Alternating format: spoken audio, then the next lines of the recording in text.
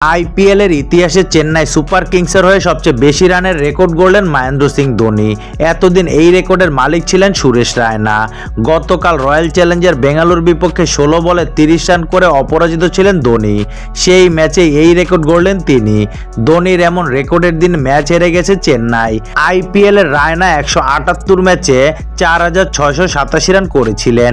এবার তাকে টপকে গেলেন ধোনি। চেন্নাইয়ের হয়ে 263 ম্যাচ খেলে 4699 রান করেছে তিনি। সবচেয়ে বেশি রান করার তালিকায় ধোনি এবং রায়নার পর রয়েছে ফাফ ডু প্লেসি 92 ম্যাচে 2721 রান, ঋতুরাজ গায়কোয়াড় 68 ম্যাচে 2433 রান এবং রবীন্দ্র জাদেজা 174 ম্যাচে 1939 রান। 2008 সাল থেকে চেন্নাইয়ের হয়ে খেলছে ধোনি। মাঝে চেন্নাই 2 বছরের জন্য নিষেধাজ্ঞায় ছিল। সেই সময় ধোনি খেলেছিলেন রাইজিং পুনে সুপার জায়ান্টসের হয়ে। চেন্নাইয়ের হয়ে 22টি অর্ধশতক করেছে ধোনি।